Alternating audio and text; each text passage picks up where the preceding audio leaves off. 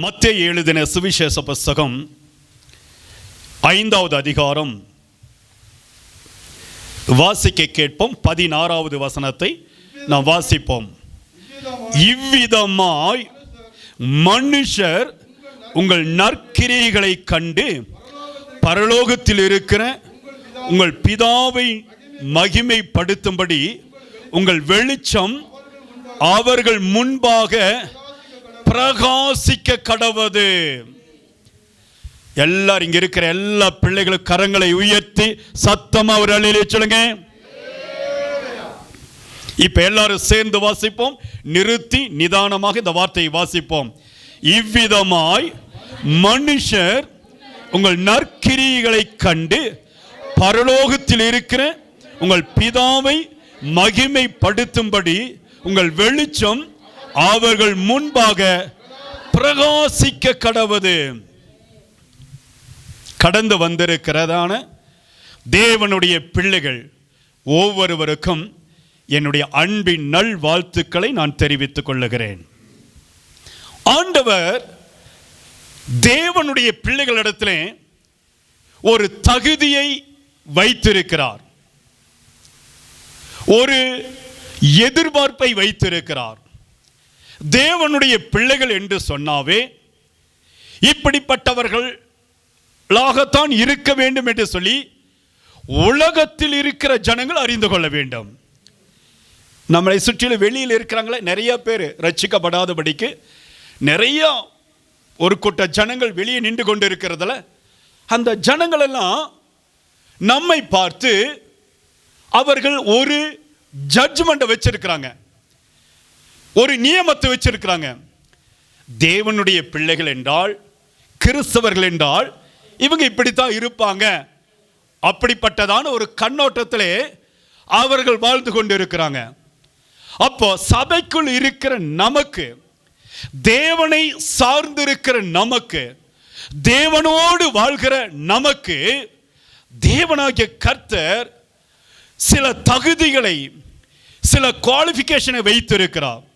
அதுல ஒரு குவாலிஃபிகேஷன் தான் உங்களுடைய நற்கிரியைகள், உங்களுடைய நற்பண்புகள், உங்களுடைய நல்ல ஒரு ஓட்டத்தின் வாழ்க்கையின் தரம். கர்த்தர் சொல்லுகிறார், எவ்விதமாய் ஆண்டவர் சொல்லுகிறார், இந்த உலகத்தில் இருக்கிற ஜனங்கள் பார்த்து ஆச்சரியப்படுகிற அளவுக்கு, பிரமிக்கத்தக்கதான அளவுக்கு தேவனுடைய பிள்ளைகளுடைய நற்கிரியைகள் இருக்க வேண்டும் என்று சொல்லி கர்த்தர் விரும்புகிறார். நம்முடைய பேச்சு செயல்பாட்டிலே, நம்முடைய காரியங்களிலே தேவனுக்கு முன்பதாக மட்டும் சாட்சி இல்லை.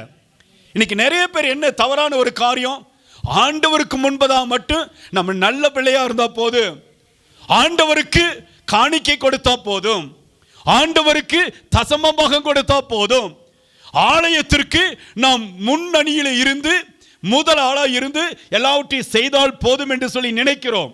நல்லதுதான். ஆனால் அதற்கூடவே ஆண்டவர் இன்னொரு காரியத்தை சொல்லுகிறார். மனுஷர்கள் காணும்படியாக அவர்கள் உங்களை பார்த்து ஒரு சாட்சி சொல்லணும்.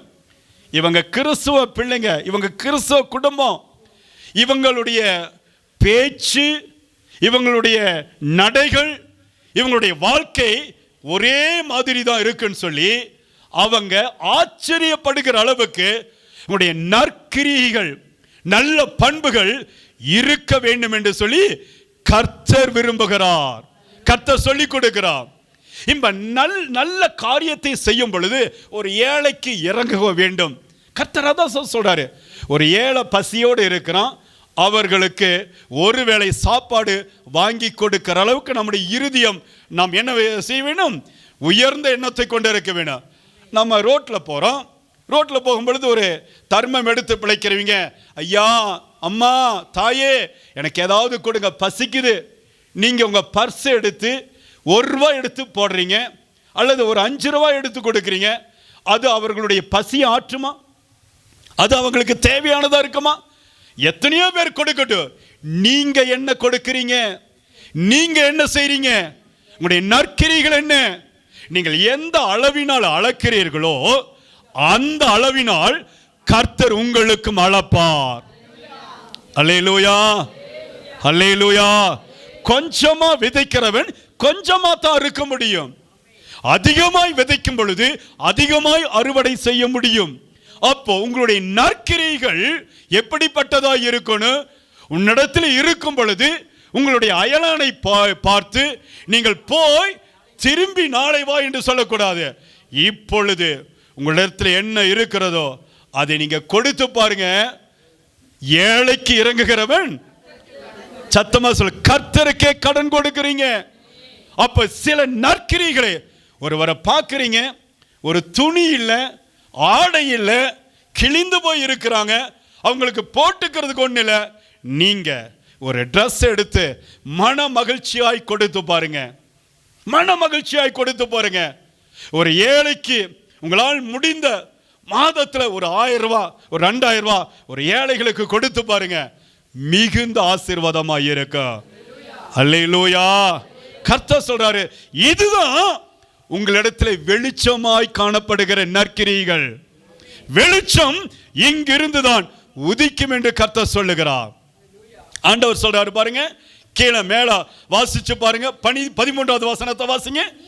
நீங்கள் பூமிக்கு உப்பாயர். எல்லாரும் சேர்ந்து வாசிப்போம். ஒவ்வொரு வசனத்தை எல்லாரும் சேர்ந்து வாசிக்கும் பொழுது எல்லாருமே படிக்க முடியும். சரியா? இங்கிலீஷ்ல வாசிக்கிறவங்க இங்கிலீஷ்ல வாசிங்க, தமிழ்ல வாசிக்கிறவங்க தமிழ்ல வாசிங்க. இப்பொழுது வாசிங்க. நீங்கள் பூமிக்கு உப்பாயிருக்கிறீர்கள். உப்பானது சாரமற்று போனால் எதினால் சாரமாக்கப்படும்? வெளியே கொட்டப்படுவதற்கும் மனுஷரால் மிதிக்கப்படுவதற்குமே ஒழிய. சில பேர் நான் பார்த்துருக்கிறேன், ஹோட்டலில் போய் சாப்பிடுவாங்க. அங்கே போய் சாப்பிடும் பொழுது அவங்க சாப்பிட்ற சாப்பாட்டில் உப்பு குறைவாக இருந்துச்சுன்னு உடனே என்ன சொல்கிறாங்க? உப்பு கம்மியாக இருக்குது. அவங்கள அந்த பரிமாறுறாங்கள சர்வரை கூப்பிட்டு அவங்கள என்ன செய்கிறாங்க? கொஞ்சம் உப்பு எடுத்துடுவாங்க. ஏன்? உப்பில்லாத பண்டம் குப்பையிலன்னு சொல்லி ஒரு பழமொழியே இருக்குது. இப்போ என்ன ஆண்டவர் சொல்றாரு? இது எங்கிருந்து வருகிறது? From the Bible. ஆண்டவருடைய வசனத்திலிருந்து வருகிறது. உப்பு இல்லாத எந்த பண்டமும் நம்முடைய வாழ்க்கையிலே உதவாததாய் போய்விடும். அதை நாம் உட்கொள்ள முடியாது, சாரமற்று கிடக்கும். ஆண்டவருடைய வார்த்தை சொல்லுகிறது, நீங்கள் உலகத்திற்கு உப்பாய் இருக்கிறீங்க. அல்லேலூயா சொல்லுங்க. உப்பை சாப்பாடு இருக்கிற அளவுக்கு உப்பு போடுவாங்களா? கிடையாது. சாப்பாடு எவ்வளவா இருந்தாலும் அதில் கொஞ்சம் உப்பு எடுத்து அதில் போடும் பொழுது அதனுடைய ருசி, சத்தமா சொல்லுங்களே, மிகுந்ததாய் இருக்கும். அல்லேலூயா சொல்லுங்களே. நீங்க உலகத்திற்கு உப்பாய் இருக்கிறீங்க. நீங்க செய்கிற ஒரு சின்ன சின்ன உதவி அவருடைய வாழ்க்கையிலே ஒரு சாரத்தை கொண்டு போகும், ஒரு நன்மதிப்பை கொண்டு போகும். என்னை நேசிப்பதற்கு, என்னை விசாரிப்பதற்கு, என் மீது கரிசனையாய் இருப்பதற்கு ஒருவரை கர்த்தர் ஏற்படுத்தி வைத்திருக்கிறார். இந்த குடும்பத்தை, இந்த பிள்ளைகளை, இந்த மகனை, இந்த மகளை கர்த்தர் எனக்கு என்று கொடுத்திருக்கிறார். அல்லேலூயா. சின்ன சின்ன காரியத்தில் கூட நீங்க ஆண்டவருடைய நாமத்தை மகிமைப்படுத்த முடியும். சின்ன சின்ன காரியத்தில் கூட ஆண்டவர் உங்களுடைய நற்கிரிகளை பார்த்து உங்களுடைய முகத்தின் வெளிச்சத்தை மற்றவர்கள் பார்த்து பிரமிக்கத்தக்கதான அளவுக்கு ஒரு ஆசீர்வாதத்தை கொடுக்க முடியும். அல்லேலூயா. எப்பொழுதுமே தேவனுடைய பிள்ளைகளிடத்திலிருந்து அன்பின் ஊற்று புறப்பட்டு கொண்டே இருக்கணும். உடைய வாயின் வார்த்தை ஒரு குடும்பத்தை கட்டி எழுப்பணும். உங்களுடைய ஸ்தோத்திரம், உங்களுடைய வார்த்தையானது ஒரு குடும்பத்திற்கு ஆறுதலை கொண்டு வர வேண்டும். உங்களுடைய நடவடிக்கை, உங்களுடைய நற்பண்புகள், உங்களுடைய நற்கிரிகள் ஒரு குடும்பத்தினுடைய கண்ணீரை துடைப்பதாய் இருக்க வேண்டும். அதற்காகவே கர்த்தர் இந்த குடும்பத்திலே உங்களை சேர்த்து வைத்திருக்கிறார். இயேசுவின் குடும்பம் இப்படிப்பட்ட குடும்பம் என்று சொல்லி உலகத்தின் ஜனங்கள் பார்த்து ஆச்சரியப்பட வேண்டும்.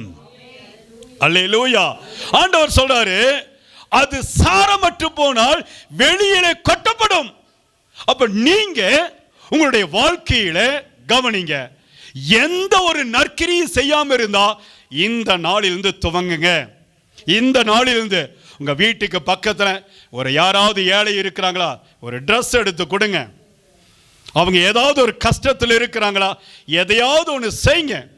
எதையாவது அவங்க வீட்டில் ஒரு கூரை வீடா இருக்கா, இந்தாங்க நான் உங்களுக்கு ஓடு வாங்கி தரேன், நீங்க சொல்லுங்க, நீங்க செய்யுங்க. சர்ச்சுக்கு மட்டும்தான் நான் ஓடி ஓடி செய்வேன்ட்டல்ல, நீங்க ஏழைகளுக்கு இறங்கும் பொழுது கர்த்தர் உங்களை ஆசீர்வதிக்கிறவராய் இருப்பா.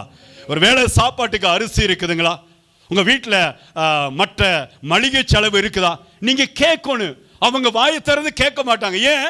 ஒரு விதமான சங்கோஜம், எனக்கு சாப்பாடு இல்லை, என் குடும்பத்தில் இவ்வளவு கஷ்டம் சொல்லி எப்படி நான் போய் கேட்பது, அப்படி வேதனைப்பட்டு இருப்பாங்க. ஆனா தேவனுடைய பிள்ளைகள் அவருடைய முகம் அறிந்து, நீங்க சாப்பிட்டீங்களா, நீங்க நல்ல ட்ரெஸ் எடுத்துனீங்களா, உங்களுக்கு பணம் இருக்குதா, தேவைகள் ஏதாச்சும் இருக்குதா, நீங்க கேட்டு பாருங்க, அப்படி உள்ளம் குளிர்ந்து போகும். அல்லேலூயா, அல்லேலூயா சொல்லுங்க. அந்த நாட்களிலே மிஷனரிமார்கள் இந்தியாவில் வந்து ஆண்டவரை குறித்து அறிமுகப்படுத்தும் பொழுது இங்க இருக்கிற எல்லாருமே ஏழைகள், பயங்கரமான வறுமைகளுக்கு மத்தியிலே ஜனங்கள் கிடந்தாங்க. உடனே மிஷனரிகள் என்ன செய்தாங்க, அவர்கள் தங்களிடத்தில் இருக்கிற பணத்தை எல்லாம், தன்னுடைய செல்வத்தையெல்லாம் விற்று, அவர்களுடைய சொத்து பத்தையெல்லாம் விற்று கொண்டு வந்து இந்த ஏழைகளுக்கு முதலாவது பசியை ஆற்றுவோம், இவங்களுடைய பசியை போக்கினால்தான் அடுத்ததாக நாம் சொல்லுகிற தேவனுடைய வார்த்தையை கேட்பார்கள் என்று சொல்லி முதலாவது அவர்களுக்கு நல்ல துணிகளை கொடுத்தாங்க, நல்ல பசியாற்றும்படியாக சில தேவைகளை சந்தித்தாங்க. அதற்கப்புறம் தான் இயேசு இப்படிப்பட்ட உண்மையுள்ள தெய்வம், அவர்களுடைய பிள்ளைகள் நாங்கள், ஆகவே ஆண்டவர் எங்களுக்கு என்ன சொன்னாரோ அதை நாங்கள் சொல்லுகிறோம் என்று சொல்லும் பொழுது அநேகர் திரள் திரளாய் வந்து ஆண்டவரை ஏற்றுக்கொண்டாங்க. அல்லேலூயா. கர்த்தருடைய வார்த்தை சொல்கிறது, நீங்க இப்படி இருந்து பாருங்க, இந்த நற்காரியத்தை செய்து பாருங்க, இந்த நற்குணங்கள் உங்களுக்கு உண்டாகும் பொழுது கர்த்தர் எப்படிப்பட்ட ஸ்தானத்திலே உங்களை வைக்கிறாராம் பாருங்க. 14வது வசனத்தை வாசிங்க. நீங்கள் உலகத்திற்கு, ஆமென், கர்த்தர் சொல்றார், கவனிங்க, நீங்க உலகத்திற்கு வெளிச்சமாய் இருக்கிறீங்க, வெளிச்சமாய் இருக்கிறீங்க. ஆண்டவர் சொல்றாரு, உங்களிடத்தில் இருந்து வெளிச்சம் புறப்பட்டு கொண்டே இருக்கும், உங்களிடத்தில் வெளிச்சம் புறப்பட்டு கொண்டே இருக்கு. நீங்க கல்லூரியில படிக்கிறீங்களா, உங்களோடு படிக்கிறவங்களோட யாராவது ஒரு ஏழை மாணவர்கள் இருந்தா அவங்களை நேசிச்சு பழகுங்க, அவங்களுக்கு ஏதாவது கொடுத்து பழகுங்க. அல்லது உங்களோட வேலை செய்கிறதான உங்களுடைய கொலீக்ஸ் யாராச்சும் கஷ்டத்தில் இருக்கிறாங்களா, அவங்களுக்கு உதவி செய்து பழகுங்க. உங்களுடைய உறவுகளிலே, பிரதர் நான் ரட்சிக்கப்பட்டவங்களுக்கு தான் செய்வேன், நான் வந்து ஆண்டுடைய பிள்ளைகளுக்கு தான், அப்படி கிடையாது. ரட்சிக்கப்படாத எத்தனையோ ஏழைகள் வெளியே கொட்டி கிடக்கிறாங்க, அவங்களிடத்தில் உங்களுடைய அன்பை காண்பீங்க. அல்லேலூயா சொல்லிடுங்களே, ஒரு அல்லேலூயா சொல்லிடுங்களே. நீங்க அவங்களுக்கு தேவைகளை சந்திங்க. 24/7 24 மணி நேரமும் தேவனுடைய பிள்ளைகள் உதவி செய்வதிலே, நற்கிரிகள் செய்வதிலே சோர்ந்து போகவே கூடாது. அல்லேலூயா. அப்படி அவர்களுக்கு எதையாவது நீங்கள் செய்யும் பொழுது உங்கள் மீது இருக்கிற இருளெல்லாம் விலகி ஓடி வெளிச்சத்தை கர்த்தர் கொடுத்து உங்களை ஆசீர்வதித்து விடுவார். வெளிச்சத்தின் பிள்ளைகளாக தேவன் உங்களை மாற்றி விடுவார். அல்லேலூயா.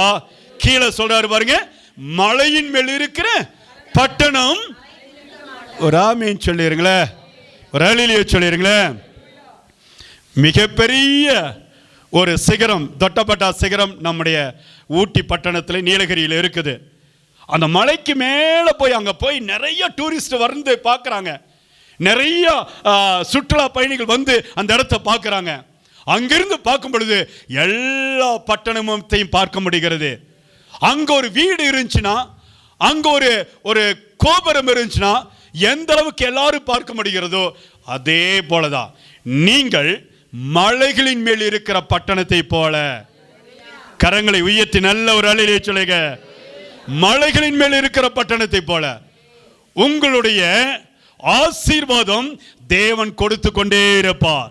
நீங்க அடுத்தவர்களுக்கு நீங்க அள்ளி அள்ளி இறைக்கும் பொழுது, மற்றவர்களை நேசிக்கும் பொழுது, இதுதான் உங்களுடைய இருளை போக்குகிற ஒரு நல்ல வழியாய் கர்த்தர் தெரிந்து வைத்திருக்கிறார். ஆண்டவர் சொல்றாரு, மலைகளின் மேல் இருக்கிற பட்டணத்தை ஒருவனாலும் மறைக்க முடியாதது போல உங்கள் ஆசீர்வாதத்தை யாராலும் தடுத்து நிறுத்தவே முடியாது. அல்லேலூயா. இயேசு அந்த நாட்களில் ஊழியம் செய்யும் பொழுது கலிலேயாவிலும் தெக்கப்போலியிலும் எருசலேமிலும் யூதாவிலும் யோர்தானுக்கு அப்புறத்தில் என்று சொல்லி பல இடத்தில் ஊழியம் செய்து கொண்டு வந்தார். அப்படி செய்யும் பொழுது கவனிங்க, அப்படி செய்யும் பொழுது திரளான ஜனங்கள் கடந்து வந்தாங்க. நீங்க கேட்கலாம் ஒரு கேள்வி, பிரதர், நான் ஒருத்தருக்கு உதவி செஞ்சா எல்லாரும் எங்க தெருவில் இருக்கிற அத்தனை பேர் வந்துருவாங்களே?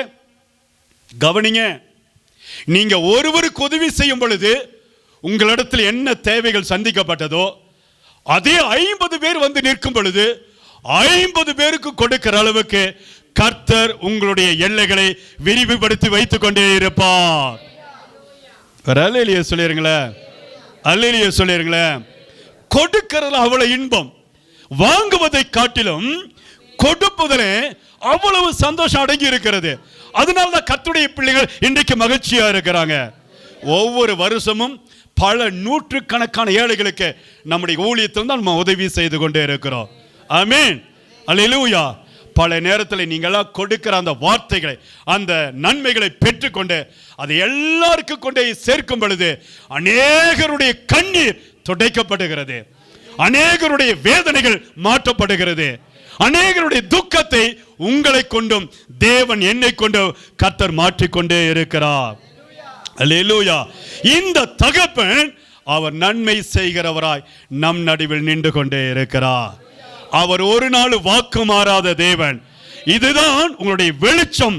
உங்களுடைய ஆசீர்வாதத்தின் எல்லைகளை தேவன் விரிவுபடுத்துவதற்கான ஒரு நல்ல வழியாய் இருக்கிறது. இந்த வழியை நீங்க விட்டுட வேண்டாம், இந்த காரியத்தை நீங்க விட்டுட வேண்டாம். உங்களுக்கு எந்த அளவுக்கு நன்மை செய்ய திராணி இருக்கிறதோ அதை இன்றைக்கே செய்ய முற்படுங்க. அல்லேலூயா. நீங்க செய்து பாருங்க, கர்த்தர் இந்த உலகத்தினுடைய ஆசீர்வாத கதவுகளை, வானத்தின் பலகணிகளை ஆண்டவர் உங்களுக்கு திறந்து கொடுத்து இடம் கொள்ளாமல் போக மட்டும் உங்களை ஆசீர்வதித்து உயர்த்தி கொண்டே இருப்பார். நீங்கள் எந்த அளவினால் அளக்கிறீர்களோ அந்த அளவினால் உங்களுக்கு அளக்கப்படும். ஆமென், அல்லேலூயா. இன்றைக்கு ஒரு தீர்மானம் எடுங்க. எத்தனையோ பேரை நான் பார்க்கிறேன் ஆண்டவரே, ரட்சிக்கப்பட்ட பிள்ளைகளுக்கு மாத்திரமல்ல, ரட்சிக்கப்படாதவர்களுக்கும் நீங்கள் நன்மை செய்யுங்க. அதுதான் இந்தியாவில் எத்தனையோ கோடி மக்கள் ரட்சிக்கப்படாமல் இருக்காங்களே, அவங்களுக்கு சத்தியத்தை கொண்டு போய் சேர்ப்பதற்கு லகுவான வழியாய் இருக்கிறது, எளிய வழியாய் இருக்கு. இதை நீங்கள் விட்டு விடாதிருங்க, கர்த்தர் உங்களை ஆசீர்வதிப்பார். ஆமென். இப்போ தேவனாகிய கர்த்தர் இங்கே ஒரு காரியத்தை சொல்லுகிறார். வாசிச்சு பாருங்க, 5வது அதிகாரத்தில் முதல் வசனத்திலிருந்து வாசிக்க கேட்போம். எல்லாரும் சேர்ந்து வாசிப்போம். அவர் திரளான ஜனங்களை கண்டு மலையின் மேல் ஏறினார். அவர் உட்கார்ந்த பொழுது அவருடைய சீஷர்கள் அவரிடத்தில் வந்தார்கள். அப்பொழுது அவர் தமது வாயை திறந்து அவர்களுக்கு உபதேசித்து சொன்னது என்னவென்றால், கவனிங்க, ஆண்டவர் மலையின் மேல் ஏறுகிறார். ஏறி திரளான ஜனங்கள் வருகிறார்கள். இந்த மலை பிரசங்கம் மிகவும் பிரசித்தி பெற்றது. அல்லேலூயா. உலகம் முழுவதும் மலை பிரசங்கம் என்று சொன்னால் அதற்கு ஒரு தனி ஒரு அந்தஸ்து இருக்கிறது. இங்கே மலை பிரசங்கம் பண்ணுவதற்காக இயேசு மலையின் மேல் ஏறுகிறார். ஏறி நிற்கும் பொழுது திரளான ஜனங்கள் அவரை நெருக்குகிறார்கள். அப்பொழுது சீசர்களும் கூட வந்து அவரோடு கூட அமர்ந்து அவர் பாதத்திலே அமர்ந்து ஆண்டவருடைய சொற்பொழிவை, ஆண்டவர் என்ன பேசுகிறார் இதை கேட்கிறாங்க. சபைக்கு எத்தனையோ பேர் வர்றாங்க, ஆண்டவருடைய ஆலயத்துக்கு வர்றாங்க. எல்லாருடைய கண்களும் எல்லாருடைய காதுகளும் ஆண்டவருடைய வார்த்தையை கவனித்து கேட்க வேண்டுமே தவிர உங்களுடைய கண்ணு மட்டும் இங்க இருந்தா போதாது, உங்களுடைய பார்வை மட்டும் இங்க இருந்தா போதாது. சில பேர் என்ன செய்வாங்க, அப்படியே பார்க்கிற மாதிரியே இருப்பாங்க, ஆனா இருதயம் எங்கெங்கோ சுற்றி கொண்டு இருக்கும். பல நேரத்தில் எங்கெங்க அவங்க ரவுண்ட் அடிச்சுட்டு இருப்பாங்க. நல்ல வசனத்தை கேட்கிற மாதிரி ஏன் அவங்களுடைய வாழ்க்கையில மறுபடியும் இருள் தான் இருக்கு, இருள் தான் சுட்டிக்கொள்ளும், இருள் தான் ஒட்டிக்கொண்டு இருக்கு. ஏன்? உன்னுடைய செவிகளில் நீ வார்த்தைகளை கேட்டு இந்த வார்த்தைகளை உங்க இருதயத்தில் கொண்டு போய் அதை நீங்கள் தேவ சமூகத்திலே கர்த்தர் இன்றைக்கு எனக்காக என்ன பேசினார், எனக்காக என்ன சொன்னார், ஆண்டவருடைய வார்த்தை எனக்காக என்ன வந்தது என்பதை இதை நீங்கள் கிரகித்துக் கொண்டு இதன்படி செய்ய நீங்கள் ஆரம்பிக்கும் பொழுது உங்களுடைய இருள் எல்லாம் வெளிச்சமாய் மாற்றப்படும். அல்லேலூயா. ஒரு நாளும் நீங்கள் இருளுக்குள் கிடக்க மாட்டீங்க. இப்போ ஆண்டவருடைய பாதத்தில் வந்து அவருடைய சமூகத்தில் வந்து உட்கார்ந்து இருக்கும் பொழுது மட்டுமே அவர் சொல்லுகிறார், நீ இப்படியாக செய், இதை செய் என்று சொல்லி மலை பிரசங்கத்தில் சில காரியத்தை தேவன் சொல்லி கொடுக்கிறார். அல்லேலூயா. நீங்க என்றைக்கு ஆண்டவருடைய பாதத்தில் வந்து நீங்க உட்கார்ந்து தேவ செய்தியை கேட்கிறீர்களோ அப்பொழுது மட்டுமே உங்களுடைய தரித்திரம் மாறும், உங்களுடைய பிள்ளைகளுடைய எதிர்காலம் ஆசீர்வதிக்கப்படும். நீங்கள் செய்கிற வேளையிலே ஒரு நன்மையை ஆசீர்வாதத்தை கர்த்தர் கட்டளையிடுவார். வானத்தின் பலகணிகளை அப்பொழுதுதான் கர்த்தர் திறந்து கொடுப்பார். அல்லேலூயா. நான் வீட்டில இருந்து யூடியூப்ல செய்தி கேட்டுக்கிறேன், நான் வீட்டில இருந்து ஆன்லைன்ல நான் ஆண்டவரை ஆராதிச்சுக்கிறேன், நான் வீட்டில இருந்து ஆன்லைன்ல நான் அப்பத்தை புசிக்கிறேன், நான் சர்ச்சுக்கு பைபிள் எடுத்துட்டு வர மாட்டேன், செல்போன்ல கொண்டு வந்து நான் பைபிளை அதில் இருக்கிற அந்த ஆப்பை யூஸ் பண்ணி நான் பார்க்கிறேன். இதெல்லாம் சரியான ஒழுங்கு கிடையாது. பிரதர், நீ என்றைக்கு இந்த வேதத்தை உருப்படியாய் இந்த வேதத்தை நீ கையில சுமந்து வரையோ அப்பொழுதுதான் கர்த்தர் உன்னை சுமப்பார். அல்லேலூயா. நீங்க சின்ன வயசுல இருக்கும் பொழுது உங்க அப்பா அம்மா உங்களை தோளில் தூக்கி வச்சு நீங்க உங்களை அழைச்சிட்டு வருவாங்க. என் பையனால நடக்க முடியாது, என் பையனால இந்த சுமையை தூக்க முடியாது, அவனுக்கு குழந்தையா இருக்கிறான்னு சொல்லி அவனை தூக்கி உங்களை தோளில் வச்சுட்டு வருவாங்க. ஆனா இப்போ நீங்க பெரியவர்கள் ஆயிட்டீங்க, நீங்க பெரிய ஆட்கள் ஆயிட்டீங்க. இப்ப போய் அம்மா என்னால் நடக்க முடியல, என்னை நீங்க தூக்கிட்டு சர்ச்சுக்கு போங்க, நல்லா இருக்குமா, ஒழுக்கமா இருக்குமா? உங்க சுமையை உங்க ஆசீர்வாதத்தை நீங்க தான் சுமந்து வரணும். சொல்லுங்களே, நான் இங்க வந்து பார்க்கிறேன், பைபிள் எடுக்குன்னு சொன்னா இங்கிருந்து அங்க ஓடுறாங்க, அங்கிருந்து இங்க ஓடியாராங்க. நான் யாரையும் தவறா சொல்ல, என்னுடைய ஆசீர்வாதம் எனக்கு மட்டுமே உரியது. அல்லேலூயா. பைபிளை சுமக்கும் பொழுது வேதத்தை நீ சுமந்தால் சத்திய வேதம், அவ்வளவுதான். இதுதான் ஒரு ரகசியம். கர்த்தர் சொல்றாரு பாருங்க, கீழே சொல்றாரு பாருங்க, இந்த மலை பிரசங்கத்தை யார் ஒருவர் என்னுடையதாக்கி கொள்ளும்படியாக, தனக்குரியதாக்கி கொள்ளும்படியாக, இதன்படி நடக்க யார் நீங்கள் உங்களை ஒப்புக் கொடுக்கிறீர்களோ நீங்கள் ஆசீர்வதிக்கப்பட்டவர்கள். இதுல சில ரகசியத்தை கர்த்தர் சொல்ற. என்னென்ன ஒவ்வொன்றா வாசிப்போம். வாசிங்க, 3 வாசிங்க. ஆவியில் எளிமையுள்ளவர்கள் பாக்கியவான்கள், பரலோக ராஜ்யம். கர்த்தர் சொல்லிக்கோ, பரலோக ராஜ்யத்தை நீ சுதந்திரிக்கணும். பிரதர் சிஸ்டர் கவனிங்க, பரலோக ராஜ்யத்தின் பிள்ளைகளாய் கர்த்தர் உங்களை வைத்திருக்கிறார். ஒரு ஆமென் சொல்லிருங்களேன், கரங்களை உயர்த்தி சொல்லுங்களேன். கவனிங்க, இப்ப பரலோகத்தின் பிள்ளைகளாய் ஆண்டவர் என்னை வைத்திருக்கிறார் என்று சொன்னால் என்னுடைய ஆவி, என்னுடைய வாழ்க்கை, என்னுடைய ஓட்டம், என்னுடைய ஸ்தோத்திரம், என்னுடைய ஜீவியம் எப்படி இருக்கணுமாமா? எளிமையா இருக்கணும். ஒரு அல்லேலூயா சொல்லிருங்களே. எளிமையா. ஒரு வசனம் நீதிமொழிகள் இருக்கிறது, ஸ்தோத்திரம், பெரிய பணக்காரன் தன்னை தரித்திரனாய் காண்பிப்பதும் உண்டு, தரித்திரவான் தன்னை பெரிய ஆளாக காண்பித்துக் கொள்வதும் உண்டு. கவனிங்க, நீங்க எந்த நிலைமையில் இருந்தாலும் சரி, எப்படிப்பட்ட உயரத்தில் இருந்தாலும் சரி, எப்படிப்பட்ட படிப்பு படித்து இருந்தாலும் சரி, எந்த பதவியில் இருந்தாலும் சரி, என்றைக்கு உங்களை தாழ்த்தி ஆவியில எளிமை உள்ளவர்களா இருக்கிறீங்களோ அன்றைக்கு கர்த்தர் உங்களை ஆசீர்வதிக்க வைத்து விடுவார். அல்லேலூயா. பரலோகத்தை நீங்க தேடி போக வேண்டாம், பரலோகம் உங்க வீட்டுக்குள் வந்துவிடும். எத்தனை பேர் விசுவாசிக்கிறீங்க? அல்லேலூயா. நீ எப்பொழுதும் உங்களுடைய பேச்சில் எளிமையா இருங்க. ஆமென் சொல்லுங்க. உங்களுடைய ஸ்தோத்திர நடவடிக்கையில எளிமையா இருங்க. ஸ்தோத்திரம். எளிய பிள்ளைகளை தான் கர்த்தர் தேடி வந்தார். ஒன்றுமே இருக்காது, நீங்க ஆடம்பரமா இருப்பது போன்ற உங்களுடைய தோற்றத்தை நீங்கள் உருவாக்கி கொண்டால் அது தேவனுக்கு பிரியமாய் இருக்காது. சரியா? சில நேரத்தில் எவ்வளவு ஆசீர்வாதம் இருந்தாலும் சரி, எவ்வளவு நன்மைகள் இருந்தாலும் சரி, எளிமையா இருக்க கற்றுக்கொள்ளுங்க. எளிமையான ஜீவனம். கர்த்தர் எளியவர்களை தான் தேடி வந்தா. ஆமென். ஹல்லேலூயா. அப்ப ஆண்டவர் சொல்றாரு, பரலோக ராஜ்யம், பரலோகம் உங்க வீட்டுக்குள் வரணும்னு சொன்னா முதல் பாயிண்ட், நம்பர் 1, நீங்க ஆவியில எளிமை உள்ளவர்களாய் நடந்து கொள்ளுங்க. அல்லேலூயா. உங்க பேச்சில எளிமை, உங்களுடைய வார்த்தையில எளிமை, உங்களுடைய நடக்கையில எளிமை, எல்லாவற்றிலும். அதற்காக நீங்க ஐயா அதுக்காக நான் பிச்சைக்காரனா இருக்கணும் அப்படி கிடையாது. அது கிடையாது. எவ்வளவு ஆசீர்வாதம் இருந்தாலும் சரி, எவ்வளவு பெரிய நன்மையை பெற்றுக்கொண்டாலும் இருந்தாலும் சரி, எளிமையா நடந்து கொள்ளுங்க. இன்னைக்கு கூட நீங்க திருப்பூருக்கெல்லாம் போய் பாருங்க, ஒரு ஒத்தம் அடுப்பு வேஷ்டி கட்டிக்கிட்டு சில ஆட்கள் சில கதர் ஷர்ட்டை அணிஞ்சுக்கிட்டு சில நேரத்தில் அவங்க ஹவாய் செப்பல் போட்டுட்டு அப்படியே ரோட்டில் மெதுவாக எளிமையாக நடந்து போயிட்டு இருப்பாங்க. நீங்கள் அவங்களை குறித்து விசாரித்து பார்த்தீங்கன்னா பல மில்களுக்கு ஓனராக இருப்பாங்க, பல மில்லுக்கு ஓனராக இருப்பாங்க. அவ்வளவு பெரிய பணக்காரர்கள் தங்களை எளிமையாய் காட்டிக்கொள்கிறாங்க. ஆனால் நம்ம இடத்துல சில ஆட்கள் உண்டு, ஒன்றுமே இருக்காது, எதுவுமே இருக்காது.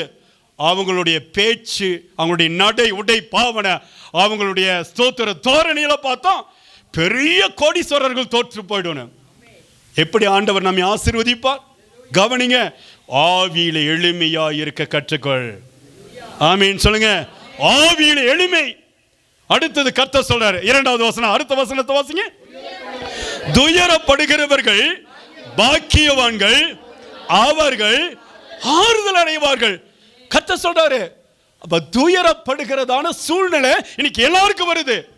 எனக்கு துயரமே இல்லை பிரதர், பாஸ்டர், எனக்கு பிரச்சனையே இல்லை, துயரமே இல்லை, கவலையே இல்லை, போராட்டமே இல்லை, துக்கமே இல்லைன்னு சொல்லி யாருமே சொல்ல முடியாது.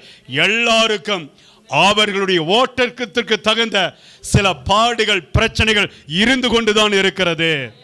அல்லேலூயா. ஆனால் கர்த்தர் சொல்றாரு, துயரப்பட்டதுனால நீ கவலைப்படாத, கவலைப்படாத. துயரப்படுகிறவர்கள் பாக்கியவான்கள். அவர்கள் என்ன செய்வார்களாம்? ஆறுதலை பெற்றுக்கோ. எங்க இருந்துங்க ஆறுதல் வரும்? தேவனுடைய சமூகத்தில் இருந்து, தேவனுடைய பாதத்தில் இருந்து, ஆண்டவருடைய சமூகத்திலிருந்து ஆறுதலை பெற்றுக்கொள்ள முடியும். மனுஷன் வந்து சொல்லுகிற ஆறுதல் நமக்கு சில நேரத்தில் மறைந்து போயிடும். ஒரு சில நேரத்தில் சில வாரத்திற்கு, சில மாதத்திற்கு உதவி செய்வாங்க, ஆறுதல் சொல்லுவாங்க, மற்றபடி எல்லாரும் விட்டுட்டு போயிடுவாங்க. ஆனால் ஒருவர் ஆறுதல் சொன்னாதான் எப்பொழுதுமே அது நிறைத்திருக்க. அது தேவனாகிய கர்த்தர், ஆண்டவராகிய இயேசு கிறிஸ்து. அல்லேலூயா. துக்கப்படும் பொழுது, துயரப்படும் பொழுது நீங்க பாருங்க, துயரமே என்னுடைய வாழ்க்கையாக இருக்கிறது ஆண்டவரே, துயரம் தான் என் வாழ்க்கையில் எப்பொழுதும் நிலைச்சிடு. எதனால துயரம் வருது? பிஸ்னஸ் தோற்று போய் இருக்கிற நேரத்தில், பிள்ளைகளுக்கு திருமணம் நடக்கல, குழந்தையின் பாக்கியம் கிடைக்கல, பல நேரத்தில் கவலைப்பட்டு கவலைப்பட்டு அப்படியே தங்களை உருக்கி கொள்ளுவாங்க. அருமையான ஒரு தங்கச்சி கடந்த 2 மாதத்துக்கு முன்பாக எங்கூட தொடர்பு கொண்டுகிட்டே இருக்காங்க. அவங்க சொன்னாங்க, பாஸ்டர், எங்களுக்கு திருமணமாகி ஒரு 15 ஆண்டுகளுக்கு மேலாகுது, எங்களுக்கு இன்னும் குழந்தை இல்லை, நீங்கள் ஜெபம் பண்ணுங்க. ஜெபம் பண்ணினோம். அப்புறம் அவங்க போய் சரி டெஸ்ட் டியூப் பேபி அதை முயற்சி பண்ணலான்னு சொல்லி ஆஸ்பத்திரிக்கு போய் அவங்க முயற்சி பண்ணினாங்க. சில கருமுட்டைகளை எடுத்து அவங்க அந்த டெஸ்ட் டியூப் மூலமாக வளர்த்தும் பொழுது 3 முட்டை சரியாக இருந்தால் தான் அவங்க அந்த கருமுட்டை வளர்வுக்கு அவங்க இன்சர்ட் பண்ண முடியுமாமா. ஆனால் அந்த சிஸ்டர் சொல்கிறாங்க, 3 முட்டை எடுத்தாங்க பாஸ்டர், அதில் ஒன்று தான் நல்லா வளர்ந்துருக்குது, மீதி 2 சரியாக வளரல. எனக்கு கவலையாக இருக்குதுங்க பாஸ்டர், ஒருவேளை அதுவும் தோற்று போயிடுச்சுன்னா என் நம்பிக்கையெல்லாம் போயிடும், நீங்கள் ஜெபம் பண்ணுங்க. நேற்றைய தினத்தில் அவங்க சந்தோஷமாக எனக்கு ஒரு ஃபோன் பண்ணி சொல்கிறாங்க, பாஸ்டர் மறுபடியும் நான் இன்னைக்கு ஆஸ்பத்திரிக்கு போனேன், அந்த 3 முட்டைகளை சோதித்தாங்க, 3ம் நல்ல ஆரோக்கியமாய் வளர்ந்திருக்கிறது என்று சொல்லி சொன்னாங்க. ஹல்லேலூயா. இல்லாதவைகளை இருக்கிறவராய் மாற்றுகிற தேவன். ஹல்லேலூயா. துயரம் என்பது உன் வாழ்க்கையில நிரந்தரம் அல்ல. உங்க வாழ்க்கையில நிரந்தரம் கிடையாது. தம்பி, தங்கச்சி, சிஸ்டர், துயரப்பட்டுட்டே இருக்கணும் தான் இதுதான் என் வாழ்க்கை கிடையாது. இன்றைக்கு துயரப்படுகிற நீங்கள் நாளைக்கு மகிழ்ச்சியா இருக்க போறீங்க. அழ ஒரு காலம் உண்டு, நகைக்க ஒரு காலம் உண்டு. அல்லேலூயா, அல்லேலூயா. விதைக்க ஒரு காலம் உண்டு, விதைத்ததை அறுக்க ஒரு காலம் உண்டு. நீங்க இன்றைக்கு பாடுபட்டு கொண்டு இருக்கலாம். ஒரு நாள் வரும் பொழுது நீங்கள் மிகுந்த சமாதானத்தோடு, என் துயரத்தை கர்த்தர் மாற்றினார், என்னுடைய கண்ணீரை கர்த்தர் மாற்றினார், எனக்கு கர்த்தர் நன்மை தந்தார், நீங்க சாட்சி சொல்ல முடியும். அல்லேலூயா. நீங்கள் ஆறுதல் அடைவீர்கள். தேவனுடைய வார்த்தையினால் நீங்கள் ஆறுதல் அடைவீர்கள். 3வது வசனத்தை நாம் வாசிக்க கேட்போம். அடுத்ததாக, சாந்த குணமுள்ளவர்கள் பாக்கியவான்கள், அவர்கள் பூமியை சுதந்தரித்துக் கொள்வார்கள். கவனிங்க, சில நேரத்தில் குடும்பத்தில் சாந்த குணமா இருக்கு, நீங்க கற்றுக்கொள்ளுங்க. சாந்த குணமா கவனிங்க. சாந்த குணமா இருப்பதற்கு ஆண்டவரை தவிர வேற யாராலும் உங்களுக்கு சாந்த குணத்தை கொடுக்க. அதுக்காக கவனிங்க, ஒரு அநியாயம் நடக்குது, அல்லது வேண்டுமென்றே யாராவது ஒருவர் ஒரு தீமை செய்கிறார்கள், ஒரு வேண்டாத ஒரு தப்பு செய்யறாங்கன்னு சொன்னா அதை பார்த்து நீங்க சாந்த குணமா இருக்கணும்னு சொல்லி அர்த்தம் இல்ல. எப்பொழுது உங்களுக்கு கோபம் வர வேண்டுமோ அப்பொழுது கட்டாயம் கோபம் வர வேண்டும். பிசாசு போய் நீங்க கெஞ்சிட்டு இருக்க கூடாது. பிசாசு வரும் பொழுது சாட்டை எடுத்தவனை அடிக்க வேண்டும். ஆண்டவர் ஆலயத்துக்கு போகிறார், தேவாலயத்திற்கு. அங்கே போகும் பொழுது புறா குஞ்சு விற்கிறவர்கள், பலவிதமான சந்தை பொருட்களை விற்கிறவர்களை பார்த்தால் தேவனுக்கு கோபம். என்னுடைய ஆலயத்தில் வந்து நீங்க வியாபார ஸ்தலமாக்கிட்டீங்க, உடனே கர்த்தருக்கு கோபம் வந்தது. அல்லேலூயா. என்னுடைய ஆலயத்தை கள்ளர் குகையாக்குகிறீர்கள் என்று சொல்லி அவர் பயங்கரமாய் கோபப்பட்டார். அல்லேலூயா. அப்ப என்ன அப்படின்னு சொன்னா, அநியாயத்தை பார்க்கும் பொழுது, தவறுகளை சுட்டி காட்டும் பொழுது உங்களுக்கு கோபம் வர வேண்டும். அதே நேரத்தில் குடும்பத்தை நடத்தும் பொழுது, பிள்ளைகளை நேசிக்கும் பொழுது, ஊழியத்தை நேசிக்கும் பொழுது, ஊழியர்கள் இடத்திலும் மற்ற உறவுகளிடத்திலும் தேவ பிள்ளைகளிடத்திலும் எப்பொழுதுமே சாந்த குணமுள்ளவர்களாய் இருங்க. கரங்களை உயர்த்தி ஒரு அலையிலே சொல்லுங்க. உங்க பக்கத்து வீட்டுக்காரங்க, உங்களுக்கு தெரிந்தவர்கள், எதிர் வீட்டுக்காரங்க, நீங்க இருக்கிற இடத்துல எப்பொழுதுமே சாந்த குணமுள்ளவர்களா இருங்க. அப்பொழுது அவங்களுக்கு ஓ, இவர்கள் அநியாயம் செய்யும் பொழுது கோபப்படுவார்கள். ஆமென். ஆண்டவருடைய சமூகத்தில் எப்பொழுதுமே சாந்த குணமுடையவர்களா இருப்பாங்க. இந்த காரியத்தை நீங்க இந்த சமுதாயத்தில் உங்க உறவுகளிடத்துல பதிவு செய்யணும். அல்லேலூயா. நீங்க எப்பவுமே சாந்த குணமா இருந்தா நீங்க கொட்ட குனிய கொட்டிட்டே இருப்பாங்க, அவங்க உங்களை ஏறி மிதிச்சுட்டே இருப்பாங்க. கவனிங்க, கவனி. புறாவை போல கபடி இல்லாதவர்களா இருக்கணும். அதே சமயத்தில் பாம்பை போல வினா உள்ளவர்களா இருக்கணும். அல்லேலூயா, அல்லேலூயா. கசப்பையும் இனிப்பையும் ஒரே நேரத்தில் சாப்பிட முடியாது. நிறைய சர்க்கரை எடுத்து நீங்க நாள் முழுவதும் சாப்பிட்டுட்டீங்க முடியாது. நிறைய காரத்தை எடுத்து சாப்பிட்டுட்டீங்க முடியாது. அப்ப என்ன, மாறி மாறி சாப்பிட்டா தான் நம்முடைய உடம்பு ஏற்றுக்கணும். அதே போலதான் நம்முடைய வாழ்க்கையில கூட அநியாயத்தை பார்க்கும் பொழுது நீங்கள் சீறுகிற சீற்றம் கொண்டு எழும்புகளோ இருக்கணும். அதே நேரத்தில் உங்களுடைய சாந்த குணம் அநேகரை கிறிஸ்துவுக்குள் நடத்த வேண்டும். அல்லேலூயா. கர்த்தருடைய வார்த்தை சொல்லிக் கொடுக்கிறது பாருங்க. சாந்த குணம் உள்ளவர்கள் பாக்கியவான், அவர்கள் பூமி என்ன செய்வாங்க? அல்லேலூயா சொல்லுங்களே, அல்லேலூயா சொல்லுங்க. பொறுமை உள்ளவர்கள் தான் எதையும் சாதிக்க முடியும். ஆமென் சொல்லுங்க. பொறுமை உள்ளவர்கள் தான் எதையும் சாதிக்க முடியும். நீங்க பொறுமையோடு ஆண்டவருடைய சமூகத்தில் கேட்டு பாருங்க, எதை கேட்கிறீர்களோ அதை பெற்றுக்கொள்வீர்கள். அல்லேலூயா. அவசரப்படக்கூடாது. இங்க வந்தான், இன்னைக்கு நான் சர்ச்சுக்கு போனேன், நான் நாளைக்கு கோடீஸ்வரன் ஆயிடுவேன். இன்னைக்கு நான் ஆண்டவருக்கு ஒரு 10,000 ரூபாய் கொடுத்தா அடுத்த நாள் எனக்கு ஆண்டவர் 1,00,000 ரூபாய் கொடுப்பாரு. ஆண்டவர் என்ன வட்டி கடை வச்சிருக்கிறாரா? ஆண்டவர் என்ன இதை பணத்தை வட்டி கூட்டிட்டு இருக்கிறாரா? இங்க வந்த ஏதோ புதையல் கிடைக்குமா? கிடையாது. நீங்க கொடுத்துதான் தேவ சமூகத்தில் நன்மையை பெற்றுக்கொள்ள வேண்டும். ஒரு அல்லேலூயா சொல்லிருங்களே, ஒரு அல்லேலூயா சொல்லிருங்க. யார் ஒருவருடைய கை நீளுகிறதோ அவர்கள் தான் ஆசீர்வாதத்தை பெற்றுக்கொள்ள முடியும். அல்லேலூயா சொல்லிருங்களே. கவனிங்க, கீழே அடுத்ததாக அடுத்த வசனம், நீதியின் மேல் பசிதாகம் உள்ளவர்கள் பாக்கியவான்கள், அவர்கள் என்ன செய்வார்கள்? திருப்தி அடைவார்கள். இப்ப நான் சொன்னால அதே அதனுடைய கண்டினியூஷன். நீதிக்கு நீ தலை வணங்கணும், நீதியின் பக்கம் நில்லுங்க, அநியாயத்தின் பக்கம் நிக்காதீங்க. உங்க குடும்பத்துல ஏதாச்சும் ஒரு பிரச்சனை, 2 பேருக்கு சண்டை, 2 குடும்பத்துக்கு சண்டை, உங்களை கூப்பிடுறாங்க நியாயம் சொல்றதுக்காக.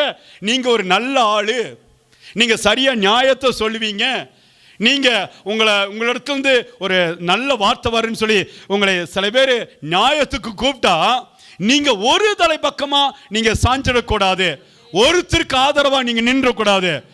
அவர்களிடத்தில் என்ன குறை, இங்க என்ன குறை, 2ஐயும் நீங்க அலசி ஆராய்ந்து பார்த்து நீதியின் பக்கம் நிற்க நீங்கள் உங்களை ஒப்பு கொடுக்க வேண்டும். இவங்க எனக்கு ரொம்ப பிடிச்சிருக்குது, அதனால நான் இவங்க எவ்வளவு தப்பு செஞ்சாலும் நான் இங்க பக்கம் தான் நிற்பேன்னு சொல்லி நிக்கவே கூடாது. கவனிங்க, நீதி எதுவோ அநியாயம் எதுவோ அதை சீர்தூக்கி பார்க்கிற பிள்ளைகள் தான் கர்த்தருடைய பிள்ளைகள். அல்லேலூயா. நீதியின் பக்கம் நில்லுங்க, நீதி செய்கிறவர்களா இருங்க, நீதி செய்கிறவர்களுக்கு துணையாளராக இருங்க, அவங்க பக்கத்துல நில்லுங்க.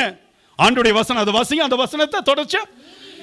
நீதியின் மேல் பசிதாகம். கவனிங்க, நீதியின் மேல் ஒரு தாகம் உடையவர்களா இருக்கணும். சரி, அநியாயத்துக்கு மேல நம்ம தாகமுடையவர்களா இருக்க கூடாது. நீதி செய்வர்களோடு நில்லுங்க. அல்லேலூயா. அநியாயம் செய்வர்களை பார்த்தா நீங்க கண்டித்து உணர்த்தணும், நீங்க செய்வது தப்பு. அல்லேலூயா சொல்லிருங்களே, அல்லேலூயா சொல்லிருங்களே. எவ்வளவு அநியாயம் செஞ்சாலும் பரவாயில்ல, அவங்க என்னமோ செஞ்சா அதுக்கு நமக்கு என்ன சம்பந்தம்? நீங்க அப்படி பார்த்தும் பாராம போக கூடாது. அநியாயம் செய்கிறவர்களை நீங்க கண்டித்து உணர்த்தணும். குழந்தை வந்து அவர்கள் தவறு செய்யும் பொழுது அவர்களை திருத்தணும். பிரம்பை கையாளாதவன் தன் மகனை பகைக்கிறான். சொல்லிருங்களே, நம்ம தப்பு செய்யும் பொழுது குழந்தைகளை கண்டிக்க நேரத்தில் கண்டிக்கணும். அதே மாதிரி தான் நம்மளுடைய கண்ணுக்கு முன்னாடி அநியாயம் நடக்கிறது, அதை சில நேரத்தில் நீங்க கண்டித்து உணர்த்தணும். நீங்க செய்வது தவறு பிரதர். அம்மா, நீங்க அம்மாவா இருந்தா கூட சரி, தகப்பனாக இருந்தாலும் கூட சரி, நம்முடைய பெற்ற பிள்ளைகளாக இருந்தாலும் கூட சரி, நமக்கு உறவுகளாக இருந்தாலும் சரி, நீ செய்வது தவறு. அல்லேலூயா சொல்லிருங்களே, அல்லேலூயா சொல்லிருங்களே. எனக்கு பிரியமான தெய்வ பிள்ளைகளே, என்னுடைய மகனாக இருந்தால் கூட சரி, யார் எப்பொழுது தவறு செய்தாலும் அதை நான் கண்டித்து உணர்த்தி கொண்டு இருப்பேன். அவனை தட்டி கொடுக்கும் பொழுது அரவணைத்து அவனுக்கு முத்தம் கொடுத்து நீ செய்வது நல்லது, கீப் இட் அப் என்று சொல்லி அவனை உற்சாகப்படுத்துவதிலும் நான் குறை வைக்க மாட்டேன். எப்பொழுதுமே நீதியின் பக்கம் நில்லுங்க. தேவனுடைய பிள்ளைகளுக்கு அதுதான் ஒரு நல்ல ஆசீர்வாதம். அல்லேலூயா. அடுத்ததாக கர்த்தருடைய வார்த்தை சொல்கிறது, இரக்கமுள்ளவர்கள் பாக்கியவான்கள், அவர்கள் என்ன செய்வார்கள்? இரக்கம் பெறுவார்கள். ஆண்டவர் சொல்லிட்டு இருப்பாருங்க, இரக்க குணம் நமக்கு இருந்துகிட்டே இருக்கணும், இரக்க குணம் இருந்துகிட்டே இருக்கணும். ஆண்டவருடைய ஆலயத்துக்கு என்ன வேணும்? பாஸ்ட் சொல்லித்தான் நீங்க செய்யணும்னு கிடையாது. அவர் சொல்லாமலேயே இந்த டேமரின் வேணுமா, இந்த காணிக் பாக்ஸ் வேணுமா, சேர் வேணுமா, ஃபேன் வேணுமா, தேவைகள் சந்திக்கப்படணுமா, நாம் உணர்த்தப்பட்டவர்களாய், நம் இரக்க குணம் உள்ளவர்களாய் கர்த்தருக்கு எதையாவது செய்துகிட்டே இருக்கணும். ஒரு அல்லேலூயா சொல்லிருங்க, ஒரு அல்லேலூயா சொல்லிருங்க. தேவனாகிய கர்த்தர் இதை எதிர்பார்க்கிறார், இரக்க குணம். நீங்க இங்க கற்றுக்கொண்டாதான் வெளியில போய் கொளுத்த கண்டுகளை போல வளர முடியும். ஒரு ஆமீன் சொல்லிருங்க. அல்லேலூயா. இரக்க குணம். ஆண்டுடைய சமூகத்துக்கு நீங்க முதலாவது நீங்க உண்மையா இருந்துட்டீங்கன்னா வெளியே போய் இந்த சமுதாயத்திலும் உண்மையா இருக்க முடியும். உங்க குடும்பத்திலும் கர்த்தர் உண்மையா இருக்க உதவி செய்வார். இரக்க குணம் உடையவர்களா இருங்க. சரியா சரியா. பல நேரத்தில் நம்மகிட்ட எல்லா ஆசீர்வாதம் இருந்து ஒரு இரக்க குணம் இல்லாம இருந்துச்சுன்னா உங்களுடைய இருதயத்தின் கடினத்தன்மையை கர்த்தர் பார்ப்பார். அல்லேலூயா. மனுஷனுக்கு தெரியாது நீங்க எவ்வளவு ஆசீர்வாதமா இருக்கிறீங்கன்னு சொல்லி மனுஷனுக்கு தெரியாது, ஆனா கர்த்தர் அறிந்து வைத்திருக்கிறார். அல்லேலூயா சொல்லிருங்க. ஆண்டவருக்கு உங்களை குறித்து தெரியும். நீங்க எந்த அளவுக்கு ஒருத்தரை விசாரிங்க. சர்ச்சு முடிச்சுட்டு போகும்போது எல்லாத்துக்கும் கை கொடுத்து, சிஸ்டர் எப்படி இருக்கீங்க, உடம்பு நல்லா இருக்கா, சாப்பிட்டீங்களா, இந்த வாரமெல்லாம் எப்படி ஜெபம் பண்ணீங்களா, வீட்டில் சமாதானமா இருந்தீங்களா, விசாரிச்சுட்டு போங்க. ஆமீன் சொன்னதுக்கு ஆமீன் சொல்லறதுக்குள்ள போய் வாசப்படியில் நிற்க கூடாது. என் ஆத்துமாவே கர்த்தரை ஸ்தோத்திரின்னு சொல்லி முழிச்சு பார்த்தா எல்லாருமே வெளியே நிற்பாங்க. அப்படி இருக்கக்கூடாது. எல்லாரும் இருந்து முடிச்சு அவங்களை நேசிக்கிற இந்த அன்பு இருக்குது பார்த்தீங்களா, எதைத்தான் கர்த்தர் எதிர்பார்க்கிறார். அல்லேலூயா.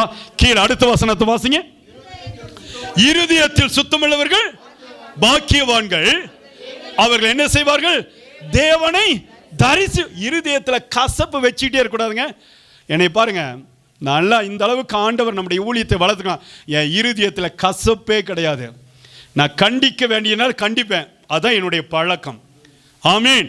அவர்களை ஸ்தோத்திரம், அவர்களை உயர்த்துகிற நேரத்தில், அவர்களை நேசிக்கிற நேரத்தில், அவர்களை மேன்மைப்படுத்துகிற நேரத்தில் மேன்மைப்படுத்தாமல் நான் விட்டதே கிடையாது. அல்லேலூயா சொல்லிருங்களே, ஒரு அல்லேலூயா சொல்லிருங்களே. அந்த வசனம் சொல்லுங்க, மறுபடியும் வாசிங்க. இருதயத்தில் சுத்தமுள்ளவர்கள் பாக்கியவான்கள். இருதயத்தில் சுத்தமா இருந்து பாருங்க, உங்களுடைய முகம் பிரைட்டா இருக்கு. ஆமீன் சொல்லுங்க, ஒரு அழியில வச்சுங்க. இன்றைக்கு நீங்க ஒரு தீர்மானம், எனக்கு இந்த இவங்களை குறித்து ஒரு கசப்பு இருந்துகிட்டே இருக்குது பிரதர், இந்த சர்ச்சில் எனக்கு அந்த பிரதர் எனக்கு பிடிக்காது, அந்த சிஸ்டர் எனக்கு பிடிக்காது, நான் அவங்கள்ட்ட பேசவே மாட்டேன். உயிரே போனாலும் பேச, உயிர் போன எப்படி பேச முடியும், உயிர் போன எப்படி பேச முடியும்? கவனிங்க, ஆண்டவர் சொல்ல இருதயத்தில் சுத்தமா, நல்லா சுத்தமுள்ள இருதயமா, வெள்ள மனசுக்கார அப்படின்னு சொல்றாங்களா. அல்லேலூயா. நீங்க கருப்பா கூட இருக்கலாம், உருவத்தில் கருப்பா இருக்கலாம், ஆனா மனசுல எப்படி இருக்கணுங்க. அல்லேலூயா சொல்லிருங்களே. நான் நேசிக்க கற்றுக்கணும், என் பிரதரை நேசிக்கிறேன். என் கூட பிறக்காதவங்க, ஆனா கர்த்தர் என்னுடைய சகோதரன் ஆண்டவர் எனக்கு கொடுத்திருக்கிறாரு. ஒரு அல்லேலூயா சொல்லிருங்களே. இவங்க யாரு என்னன்னு தெரியாது, இந்த குடும்பம்ல யாரும் தெரியாது, ஆனா யார் யாரோ எங்கெங்க பிறந்திருக்காங்க, ஏதாவது ஊர்ல பிறந்திருக்காங்க, ஆனா இங்க தேவனுடைய ஆலயத்துல, தேவனுடைய சமூகத்துல ஆண்டவர் நம்மை ஒரு குடும்பமாய் வைத்திருக்கிறார். நீங்க அழுதா நான் அழுகணும். ஆமென். நான் அழுதா நீங்க அழுகணும். உங்களுக்கு காயப்பட்டா என் உடம்பு வலிக்கணும். நீங்க கஷ்டப்பட்டா நான் துடிக்கணும். இதுதான் தேவனுடைய கிறிஸ்துவ அன்பு. அல்ல, உனக்கு என்ன, அவனுக்கு என்ன வந்துச்சு, நான் எனக்கு என்ன, அவன் எப்படி எக்கட கட்டு போடுறான்னு சொல்லி நீங்க நினைக்கவே கூடாது.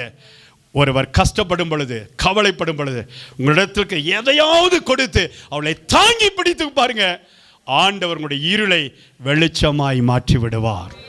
அல்லேலூயா. அடுத்த வசனத்தை வாசிங்க.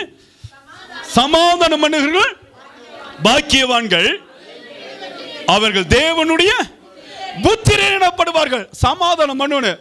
புருஷனுக்கு மட்டாட்டிக்கு சண்டை வந்துருச்சு, உங்களை கூப்பிட்டு போய் நீங்க ஒரு சமாதானம் பண்ணுங்க, அவங்க ரெண்டு பேர்த்தையும் பிரிச்சு விட்டு வந்துடக்கூடாது, டைவர்ஸுக்கே கொடுத்துருவ அளவுக்கு பண்ணிட்டு வந்துடக்கூடாது. சரியா?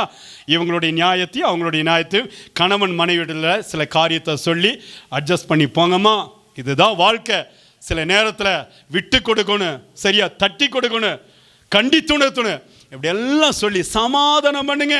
ரெண்டு குடும்பத்துக்கு, ரெண்டு தெருவுக்கு சண்டை, ரெண்டு நாட்டுக்கு சண்டை, சரியா? உடனே யார் வரா? ஐநா சபை ஓடி வருது, வந்து சமாதானம் பண்றாங்க. ஆனா நாம போய் கால் வைக்கிற இடத்துல ஒரு குடும்பம் ஒட்டப்படணுமே தவிர எப்படி சொல்லுங்க, வெட்டி போட்டக்கூடாது. அல்லேலூயா சொல்லுங்க, சொல்லுங்களேன். புருஷனும் மண்டாட்டி சண்டை போட்டுட்டு இருக்காங்க, ஒரு குடும்பத்தில் சண்டை வந்து மாமனாருக்கு மாமியாருக்கு சண்டை, நீங்க போய் என்ன செய்யுங்க, அதை பயங்கரமா பேசி அந்த பிரச்சனையை அதிகப்படுத்தி இருக்கக்கூடாது. நீங்க போய் நீங்க முதலாவது சாந்தமா பேசணும். சமாதானம் பண்ண போறீங்க, எப்படி பேசணுங்க, சத்தமா சொல்லுங்களேன். நீங்க போய் அங்க ஏய் நான் எப்படிப்பட்ட ஆள் தெரியும், எனக்கு கோவம் வந்துச்சு, என்ன நடக்குன்னு தெரியும், அமைதியாரு, இப்படி சொன்ன யாராச்சும் ஒத்துக்கோங்களாங்க? என்ன செய்யணும்? சாந்தமா அவங்கள தேற்றுகிற விதத்துல அவங்களை நேசிச்சு சாந்த குணத்தை நீங்க சொல்லும் பொழுது சமாதானம் உடன்படிக்கை கர்த்தர் கொடுத்து விடுவார். அல்லேலூயா. சமாதானம் பண்ணி பாருங்க, அது மிகுந்தா. இதெல்லாம் ஒரு குவாலிட்டி. கர்த்தர் சொல்றாரு, இதுதான் மலைகளின் மேல் இருக்கிற பட்டணத்தை ஒருவனாலும் மறைக்க முடியாது. இந்த குணமெல்லாம் இருந்தா தான் உன்னுடைய இருள் மாறி வெளிச்சம் பிறக்கும். அல்லேலூயா சொல்லிருங்களே. இதெல்லாம் தான் தேவனாகிய கர்த்தர் உங்களிடத்தில் எதிர்பார்க்க ஒரு நல்ல குவாலிட்டி, நற்பண்புகள். ஆண்டவர் சொல்றாரு, கர்த்தர் சொல்றாரு, இந்த நற்குணங்கள் உங்களிடத்தில் இருக்கும் பொழுது உலகத்திலே எல்லாரும் பார்வைக்கு முன்பதாக ஆண்டவர் உங்களை ஆசீர்வாதத்திலே வெளிச்சத்தின் பிள்ளைகளாய் கர்த்தர் நிறுத்தி வைத்து விடுவார். அடுத்ததாக கடைசியாக அந்த வசனத்தை எல்லாரும் சேர்ந்து வாசித்து கர்த்தருடைய நாமத்தை மகிமைப்படுத்தும். நீதி நிமித்தம் துன்பப்படுகிறவர்கள் பாக்கியவான்கள், பரலோக ராஜ்யம் அவர்களுடையது. கீழே வசனம் சொல்கிறது பாருங்க, என் நிமித்தம் உங்களை நிந்தித்து துன்பப்படுத்தி பலவிதமான தீமையான மொழிகளையும் உங்கள் பேரில் பொய்யாய் சொல்வார்களானால் பாக்கியவான்களாய் இருப்பீர்கள், சந்தோஷப்பட்டு களி கூறுங்கள், பரலோகத்தில் உங்கள் பலன் மிகுதியாய் இருக்கும். உங்களுக்கு முன்னிருந்த தீர்க்கதரிசிகளையும் அப்படியே துன்பப்படுத்தினார்கள். தேவனாகிய கர்த்தர் சொல்றாரு, நீதி நிமித்தம் துன்பப்படுகிறவர்கள் பாக்கியவான்களாய் இருப்பார்கள். அல்லேலூயா, அல்லேலூயா சொல்லிருங்களே. நீதி நிமித்தம் நீங்க நீதி செய்து சில நேரத்தில் பாடு அனுபவிக்கிறீங்களா, கவலையே படாதீங்க. உங்களை குறித்து குறை சொல்றாங்களா, கவலைப்படாதீங்க. உங்களை குறித்து குற்றப்படுத்துறாங்களா, கவலைப்படாதீங்க. உங்களை குறித்து கெட்ட வார்த்தையில பேசுறாங்களா, கவலைப்படாதீங்க. உங்களை குறித்து வேண்டாத விதத்தில் இங்க நல்லவன் மாதிரி இருப்பாங்க, வெளியே போயிட்டு தூற்றுவாங்க. அல்லேலூயா, ஒரு அல்லேலூயா சொல்லுங்க. ஆண்டவர் சொல்றாரு, என்ன வேணாலும் சொல்லிட்டு போது, என் தேவனுக்கு என்னுடைய இருதயம் தெரியும், என்னுடைய மனசு தெரியும் ஆண்டவருக்கு. அல்லேலூயா சொல்லுங்க. உங்க மனசை கர்த்தர் பார்க்கிறார், உங்க இருதயத்தை கர்த்தர் பார்க்க. யார் உங்களை குறித்து தப்பு சொன்னாலும் குறை சொன்னாலும் நீங்க கவலைப்படாதீங்க. ஏன்? ஆண்டவர் உங்க பக்கத்தில் நின்று கொண்டு இருக்கிறார். அல்லேலூயா, அல்லேலூயா சொல்லுங்க. நீதி நிமித்தம் நீங்க சில பாடுகளை அனுபவிச்சுட்டு இருக்கீங்களா? உங்க வீட்டுக்கு பக்கத்துல உங்களை ஒட்டி ஒட்டி வந்து வீடு கட்டிட்டு இருக்காங்க, உங்க நிலத்தை அபகரிச்சு பிடுங்கிட்டாங்க, அல்லது உங்களுக்கு விரோதமா பணத்தை வாங்கிட்டு ஏமாத்திட்டாங்க, பல நேரத்தில் உங்களுக்கு விரோதமா சண்டை போடுறாங்க. எதையும் குறித்து கவலைப்படாதீங்க. எனக்கு நீதி செய்கிற தேவன் என் பக்கத்தில் நின்று கொண்டு இருக்கிறார். அவர் எனக்காக யாவற்றையும் செய்து முடிப்பார். அல்லேலூயா. உங்களுக்கு முன்பதாக இருந்த முன்னாடி இருந்த தீர்க்கதரிசிகளை அப்படித்தான் செஞ்சாங்க. நீதி நிமித்தம் நீங்க பாடுபடுறீங்களா, கவலையே பட. நல்லது செஞ்சு நீங்க உண்மையா வேலை செஞ்சு கூலி கிடைக்கலையா, கவலைப்படாதீங்க. கூலி கொடுக்கிறவங்க கொடுக்கலைனா ஆண்டவர் உங்களுக்கு பலகணிகளை திறப்பார். அல்லேலூயா சொல்லுங்க. நீங்க உண்மையா ஊழியம் செஞ்சு ஆண்டவருடைய தேவ சமூகத்துல பல பாடுகளை அனுபவிக்கிறீங்களா, ஆத்மா இல்லைன்னு சொல்லி நினைக்கிறீங்களா, ஆண்டவர் ஊழியத்தை இன்னும் சோத்திரம் இந்த ஊழியம் வளரலைன்னு சொல்லி நினைக்கிற, கவலையே படாதீங்க. ஆண்டவர் பரலோகத்தில் உங்களுக்கான பொக்கிஷத்தை கர்த்தர் சேர்த்து வைத்திருக்கிறார். நீங்கள் ஆசீர்வதிக்கப்படுவீர்கள். இந்த உலகம் பார்த்து உங்களை பெருமை பாராட்டணும் இல்லை, பரலோகம் உங்களை பார்த்து பெருமை பாராட்டும். அல்லேலூயா. இந்த மலை பிரசங்கம் நமக்கு எதை கற்றுக் கொடுக்கிறது? இந்த உலகத்தில் என்னுடைய நற்கிரிகளை இந்த உலகத்தின் கண்கள் கண்டு அது நிமித்தம் தேவன் நம்மை இருளிலிருந்து வெளிச்சத்திற்கு மாற்றும்படியாக ஆண்டவர் என்னை தெரிந்து கொண்டார். அல்லேலூயா. நான் உலகத்தில் இருக்கும் பொழுது இருளுக்குள் கிடந்தேன், ஆனால் கர்த்தருடைய ஆலயத்திற்குள் வரும் பொழுது இருள் மாற்றப்பட்டு வெளிச்சத்தின் பிள்ளைகளாய் நான் இங்கே இருக்கிறேன். ஆனால் இங்கே இருக்கும் பொழுது இருள் மறுபடியும் வந்து பிடித்துக் கொள்ளாதபடி உங்களை நீங்களே ரொம்ப ஜாக்கிரதையாய் உங்களை சரிபடுத்திக் கொள்ள வேண்டும். எந்தெந்த காரியத்தில் நான் இன்னும் சரிபடுத்திக் கொள்ள வேண்டும்? தம்பி சும்மா இருங்கப்பா. எந்தெந்த காரியத்தில் நான் இன்னும் சரிபடுத்திக் கொள்ள வேண்டும்? எந்தெந்த காரியத்தில் நான் இன்னும் சரியாய் ஆண்டுடைய பாதத்தை பிடித்து நான் நடக்க வேண்டும்? ஆண்டுடைய பாதத்தில் நீங்க சரியா இருந்து பாருங்க, கர்த்தர் உங்களை அளவில்லாமல் ஆசீர்வதிப்பார். ஹல்லேலூயா, ஹல்லேலூயா. மனுஷர் உங்களை பெருமை பாராட்ட வேண்டும் என்று சொல்லி முற்படாதீங்க, பரலோகம் உங்களை பெருமை பாராட்டும். ஆமென். நாம் எல்லாரும் எழுந்து நின்று கர்த்தருடைய நாமத்தை நாம் மகிமைப்படுத்த போகிறோம். ஏசப்பா, இந்த நாளிலும் மலைகளின் எழுக்க பட்டணம் மறைந்திருக்க மாட்டாதது போல என்னுடைய நற்கிரிகளை கண்டு பரலோகத்தில் இருக்க என் தேவனாகிய கர்த்தர் பிதாவாகிய தேவன் என்னை ஆண்டவரை ஆசீர்வதிக்க வேண்டும் அப்பா. இப்பொழுதும் நான் அதற்காக ஒப்புக் கொடுக்கிறேன். இப்பொழுது தேவனுடைய வல்லமை, இப்பொழுது தேவனுடைய கிருபை இறங்கி வரும்படியா என்னிடத்தில் இருக்கிற குறைகளை இப்பொழுது நான் ஒப்புக் கொடுக்கிறேன். என்னிடத்தில் இந்த குறைகள் உண்டு, இந்த சுபாவம் இல்ல, இந்த பாடுகள் இருக்கிறது, இது எல்லாவற்றையும் கர்த்தர் மாற்றி போடுங்க, ஒப்புக் கொடுக்கிறேன் என்று சொல்லி ஒப்புக் கொடுக்கிற பிள்ளைகளுக்கு மேலாக தேவன் தன்னுடைய கரத்தை நீட்டுகிறார். தேவனுடைய வல்லமை இறங்கி வருகிறது. இப்பொழுது ஆண்டவருடைய சமூகத்திலே ஒப்புக் கொடுங்க. ஆண்டவரே, இப்பொழுது தேவனாகிய கர்த்தாவே, என்னுடைய நற்குணங்களை பார்த்து பரலோகத்தில் இருக்கிற பிதாவாகிய தேவ ஆண்டவரே அவரை மகிமைப்படுத்தும்படியாக ஆண்டவரே எனக்குள் இருக்கிற இருள் எல்லாம் மாற்றப்பட்டு வெளிச்சத்தின் பிள்ளைகள் என்று சொல்லி உலகத்தின் ஜனங்கள் என்னை குறித்து சாட்சி சொல்லும்படியாக இன்றைக்கு என்னுடைய வாழ்க்கையின் சூழ்நிலைகளை மாற்றும்படியாக என் பக்கத்தில் இறங்கி வாரும். நீங்கள் அப்படி செய்து பாருங்க. இப்பொழுதே மனம் இறங்குகிற பிள்ளைகளாக, நீதியின் பக்கம் இருக்கிற பிள்ளைகளாக, ஓ ஹல்லேலூயா, ஆவியில் எளிமையுள்ள பிள்ளைகளாக, ஹல்லேலூயா, ஆண்டவருடைய சமூகத்தில் உங்களை நீங்கள் ஒப்புக் கொடுக்கும் பொழுது இப்பொழுது தேவனாகிய கர்த்தர் மனம் இறங்குவா. என் பிள்ளைகளுக்கு இருக்கிற இந்த பாடுகளை நான் எடுத்து போடுவேன், இந்த வியாதிகளை எடுத்து போடுவேன், இந்த கேன்சர் கட்டி மாறும், இந்த கிட்னி வியாதி மாறும், இந்த பிரச்சனைகள் விடுதலை தருவேன், இந்த தோல் வியாதி மாறும். ஓ இயேசுவின் நாமத்தினாலே இப்பொழுது தேவனாகிய கர்த்தர் நீங்கள் ஒப்புக் கொடுக்கும் பொழுது ஆண்டவருடைய வல்லமை உங்களுக்கு மேலாக, தலைகளுக்கு மேலாக அபிஷேகமாய் இறங்கி வருகிறது. அபிஷேகத்தின் ஊற்றுக்கண் இப்பொழுது புறப்பட்டு வருகிறது. ஆண்டவருடைய அக்கினி வல்லமை இறங்கி வருகிறது. கரங்களை தட்டி எல்லாரும் கரங்களை தட்டி ஆண்டவருடைய நாமத்தை மகி நல்ல உற்சாகமாய் கரங்களை தட்டுங்க, நல்ல உற்சாகமாய் கரங்களை தட்டுங்க. ஆண்டவருடைய கிருபை கரங்களை தட்டி கொண்டே இருக்க, கரங்களை தட்டி கொண்டே இருக்க. தேவனுடைய மகிமை இப்பொழுது உங்களை தொடுகிறது. ஆவியானவர் உங்களுடைய வாழ்க்கையிலே இறங்கி வருகிறார். எந்தெந்த காரியத்தில் ஒரு அற்புதம் நடக்கணும், தேவ மகிமை இறங்கி வருகிறது. அல்லேலூயா, அல்லேலூயா. ஆண்டவரே, என் அன்பு பிள்ளைகள் பாடுகளோடு வந்திருக்கிறாங்க, கண்ணீரோடு வந்திருக்கிறாங்க, கவலைகளோடு இருக்கிறாங்க, நஷ்டத்தோடு இருக்கிறாங்க, வேலைக்காய் எதிர்பார்த்து கொண்டு இருக்கிறாங்க, குழந்தையின் பாக்கியத்திற்காக எதிர்பார்த்து கொண்டு இருக்கிறாங்க, ஆண்டவரே திருமணத்துக்காக எதிர்பார்த்து கொண்டு இருக்கிறாங்க. இயேசுவே, இந்த வியாதி சுகமாகணும், இயேசுவின் நாமத்தில் அற்புதத்தை செய்யும்.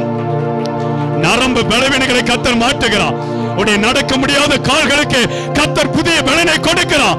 உடைய இடுப்பு வலியை கர்த்தர் மாற்றுகிறார். ஓ ஹல்லேலூயா. எல்லா பலவீனங்களும் இப்பொழுது உங்களை விட்டு மாறுகிறது. பெற்றுக்கொள்ளுங்க. கரங்களை தட்டி ஆண்டவருடைய மகிமையை பெற்றுக்கொள்ளுங்க. இப்பொழுது ஒரு தெய்வீக சமாதானம் உங்கள் குடும்பத்தில் இறங்கி வருகிறது. ஆட்டுக்குட்டியானுடைய இரத்தத்தின் ஆளுகை இறங்கி வருகிறது. புதிய வல்லமை, புதிய பலன், புதிய அக்கினி, புதிய அபிஷேகம் இப்பொழுது புறப்பட்டு வருகிறது. எல்லா கட்டுகளை உடைக்கிறேன் ஐயா, எல்லா கட்டுகளை உடைக்கிறேன். உடைய தலை பாரங்களை எல்லாம் கர்த்தர் மாற்றுகிறார். இந்த தேவ செய்தி கேட்டுக்கொண்டிருக்கிற எங்கள் அன்பு குடும்பமே, உடைய தலை பாரத்தை கர்த்தர் மாற்றுகிறார். எலும்பு தேய்மானங்களை கர்த்தர் மாற்றுகிறார். ரத்த போக்குகளை கர்த்தர் மாற்றுகிறார். உடைய நரம்பு பலவீனத்தை கர்த்தர் மாற்றுகிறார். உடைய வெரிகோஸ் வெயின், உடைய நரம்பு சுருண்டு இருக்கிற அந்த பலவீனத்தை தேவனாகிய கர்த்தர் மாற்றுகிறார். உடைய கண்களில் இருக்கிற குறைபாடுகளை கர்த்தர் மாற்றுகிறார். இப்பொழுது ஆவியானவர் அநேகரை தொட்டு சுகமாக்கி கொண்டு இருக்கிறார். இந்த ஜெப வேளையிலே ஆவியானவரை நோக்கி கரங்களை தட்டி ஆண்டவருடைய பிரசன்னத்தை இப்பொழுது நீங்கள் பெற்றுக்கொள்ளுங்க. அல்லேலூயா.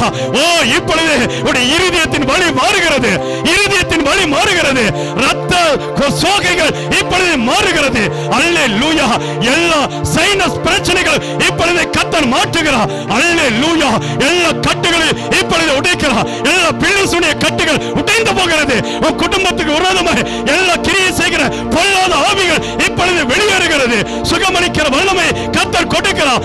மாந்திரிக கட்டுகள், மந்திர கட்டுகள் இப்பொழுது அழிக்கப்பட்டு போவதாக.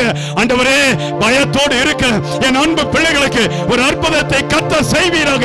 தேவ மகிமை இறங்கி வருவதாக.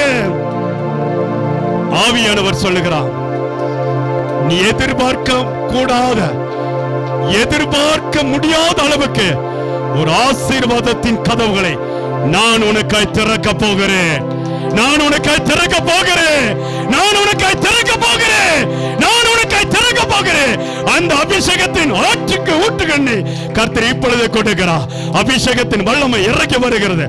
எல்லா கட்டுகளும் மாறட்டும், எல்லா தடைகளும் மாறட்டும். அநேகருடைய வாய் பேச முடியாத திக்கு இலக்குவாய் நாவுகளை கத்த தொடுகிறார். அல்லேலூயா. உன்னுடைய நாவுகளில் இருக்கிற குறைபாடுகளை கர்த்தர் மாற்றுகிறார். இயேசுவின் நாமத்தினாலே இப்பொழுது அற்புதம் நடப்பதாக, அற்புதம் நடப்பதாக. ஆண்டவரே, மூளை வளர்ச்சி இல்லாத எத்தனையோ பிள்ளைகள் இந்த நேரத்தில் இருந்தாலும் அவர்களை கத்த தொடுவீராக. தேவன் சுகத்தை கொடுக்கும்படியா ஜெபிக்கிறேன். கர்த்தாவே, வயிற்றிலே வலியோடு தாங்க முடியாத பலவீனத்தோடு இருக்கிற அநேக பிள்ளைகளை கத்த காண்பிக்கிறேன். அவர்களை கத்த தொட்டு சுகமாக்குவீராக. ஆபரேஷனுக்காக ஆண்டவரை பயந்து கொண்டிருக்கிற அநேக பிள்ளைகளுக்கு தேவனாகிய கத்த சுகத்தை தருவீராக. ஆண்டுடைய வல்லமை இறங்கி வருவதாக. அற்புதம் நடக்கட்டும், அதிசயம் நடக்கட்டும். வீடுகள் இல்லாத பிள்ளைகளுக்கு நல்ல வீடுகளை கொடுங்கப்பா, வீடுகளை கொடுங்க. வீடுகளை கட்டி கொண்டிருக்கிற பிள்ளைகளுக்கு எத்தனையோ பண தேவைகள் சந்திக்கப்பட வேண்டி இருக்கிறது. அந்த தேவைகளை கர்த்தர் சந்திக்கப்படும்படியா இயேசுவின் நாமத்தில் ஜெபிக்கிறேன். என் அன்பு பிள்ளைகள் செய்கிற தொழிலை ஆசீர்வதிங்க, கடையை ஆசீர்வதிங்க, வருமானத்தை ஆசீர்வதிங்க. ஆவியானவர் பொறுப்படுத்திக் கொள்ளும், ஆவியானவர் பொறுப்படுத்திக் கொள்ளும். எல்லா கட்டுகளும் மாறட்டும், சாட்சியாய் நிறுத்தம். என் அன்பு பிள்ளைகளுக்கு இந்த நேரத்தில் இருந்து ஒரு தீர்மானத்தோடு வெளியே சொல்லட்டும்.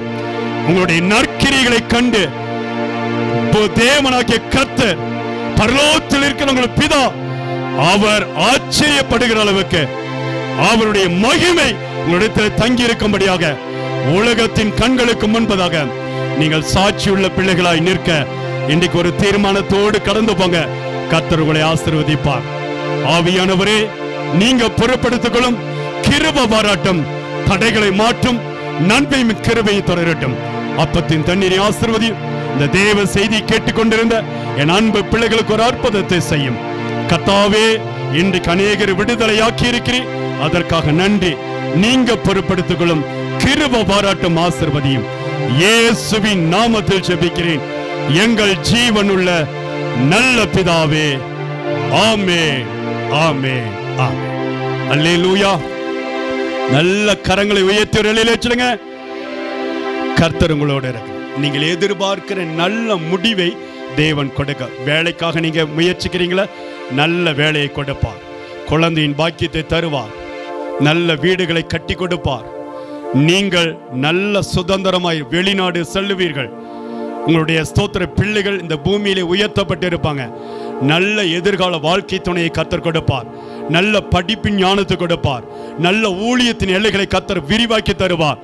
தேவன் உங்களோடு கூட இருந்து பெரிய காரியங்களை செய்வார். ஆமென். கர்த்தர் உங்களோடு இருந்து அற்புதங்களை செய்வாராக.